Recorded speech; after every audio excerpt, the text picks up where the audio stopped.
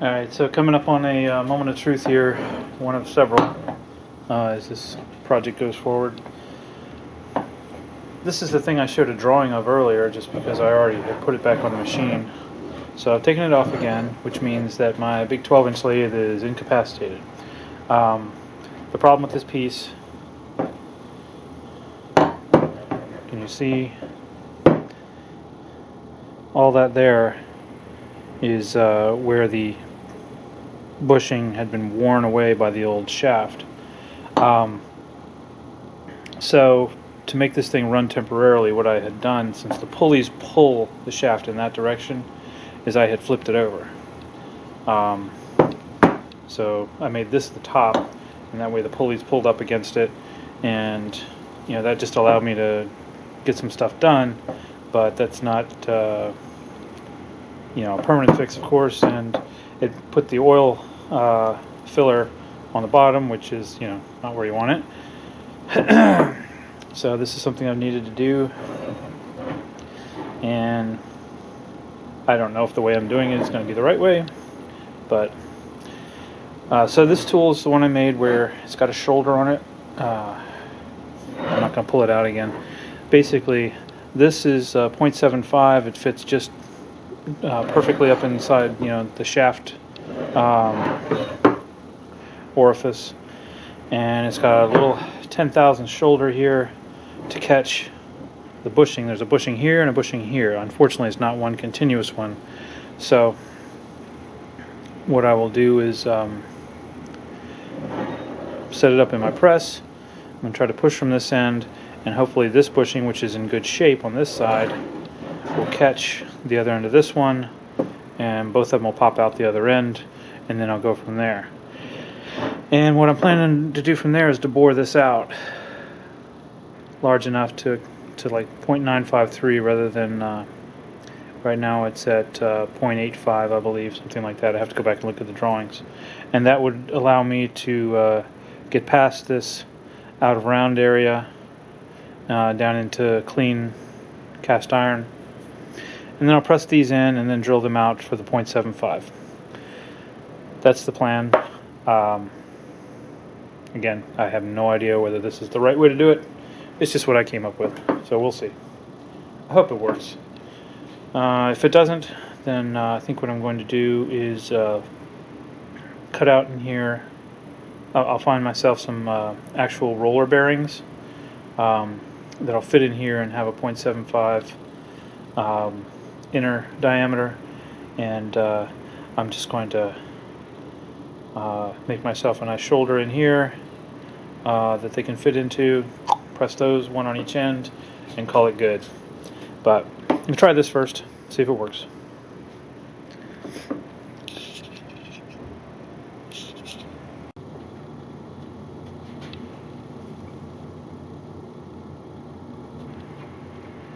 Alright, here goes nothing. Let's see how this works.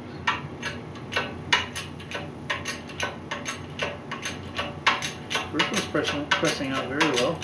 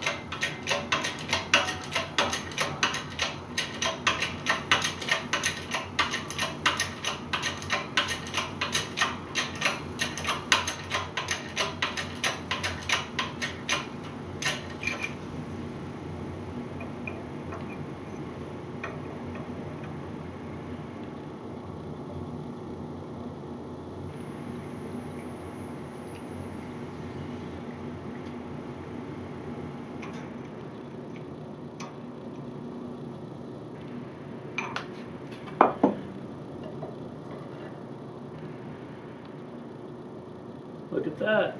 It worked. I got both of them out. I'm very excited. You see that? That's the first bearing, all worn out. And that's the second bearing that was up here that's still somewhat intact. So that's great. Alright, so this is kind of exciting. It is both a climactic and an anticlimactic moment. I've taken the 12-inch lathe down again. Last I talked about it, I had basically put doing this repair on hold until I got the 6-inch lathe working, just in case I got halfway through it and I needed to make something. 6-inch lathe is working, yay.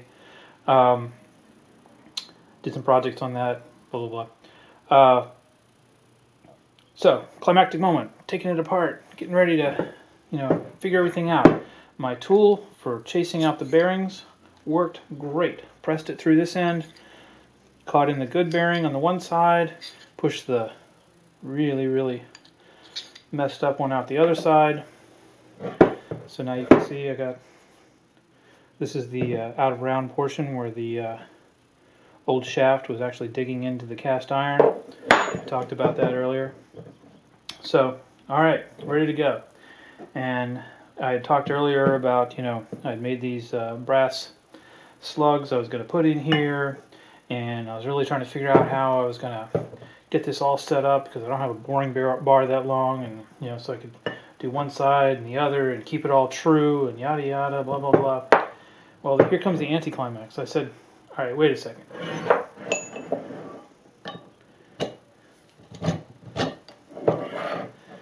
That's the little bit of cast iron that has been worn away.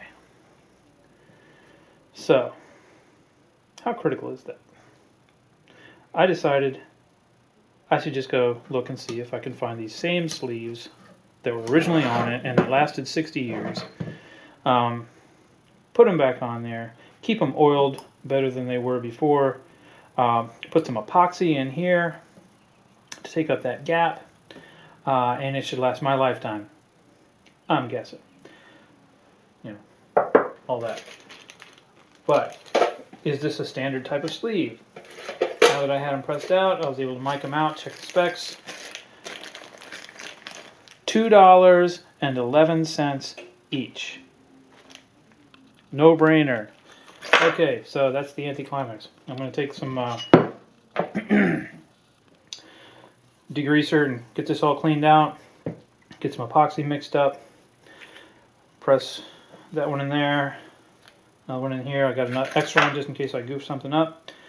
And then my 12-inch lathe is all going back together and life will proceed. And then I really have to decide whether I'm selling the 6-inch or keeping it.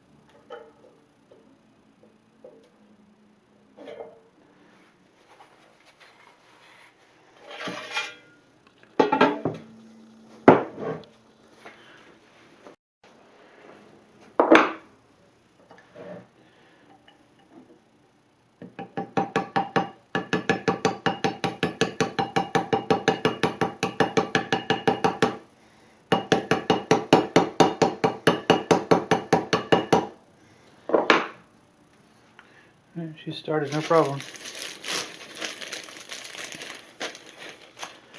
So I'm just going to mix up some JV Weld, put a little smear along here, tap it down, let it follow it in, keep on like that.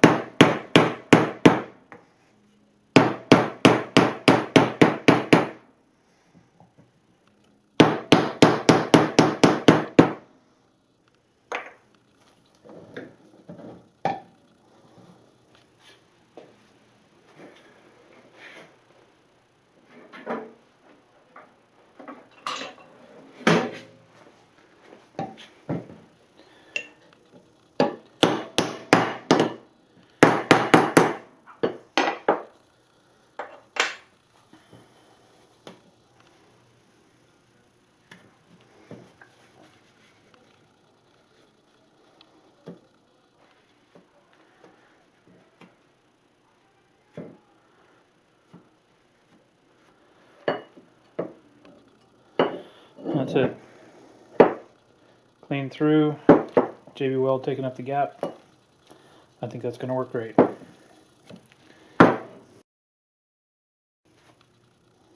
Just about ready to go.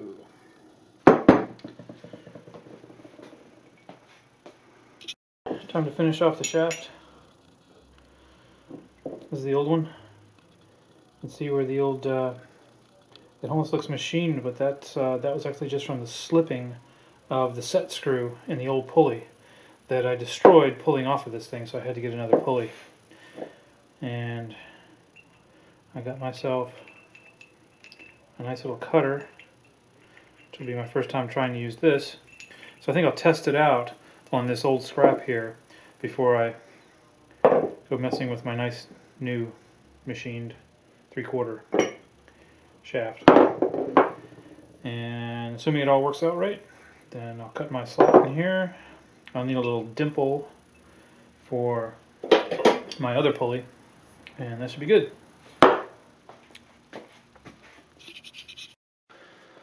So as part of my setup, I'm going to use my new ER40 collet blocks that I found. The only place I could find was in the UK, ARC Euro, ARC Euro Trade, ARC Trade Euro. I'll try to remember to put it a link out there. Anyway, they were the only ones I found that made a collet block for the ER. I guess for any of the ERs. There's a bunch of guys that have made their own on YouTube. I don't have metric threading capability yet. I didn't want to wait for it. This seemed like the best size to cover all of my bases. I got a R8 adapter for the mill. I got a Morse Taper 3 adapter for the lathe, and I got these collet blocks, so I figure I'm pretty well set now. So I'm just going to be using the square one. But here's the cool thing. I thought it was very reasonable to the door. $60. Both of these from the UK delivered to my door in like 2 days. 45 pounds, which translated into $60 US. I thought that was a pretty good deal. So pick a good side here. Let's see. So I'll use this side.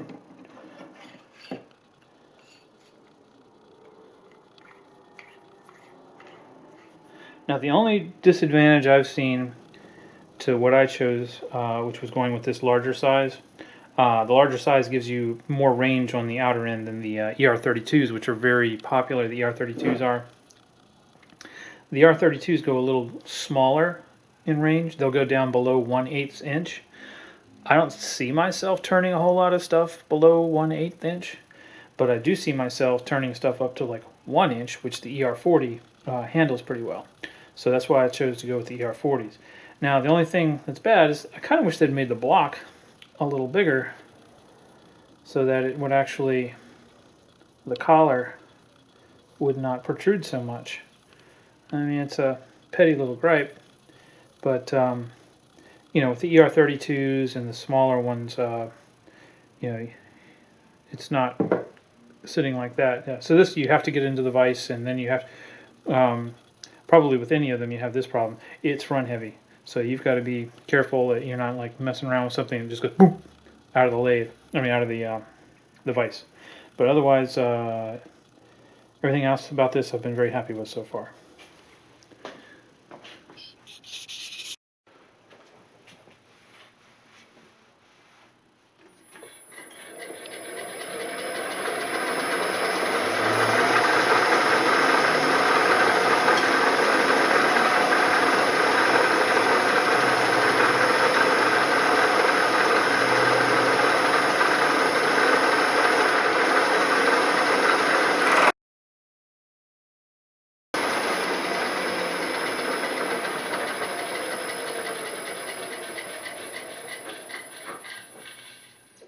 I made this an extra 200 thousandths long because I may be, this shaft is actually 200 thousandths longer than the original.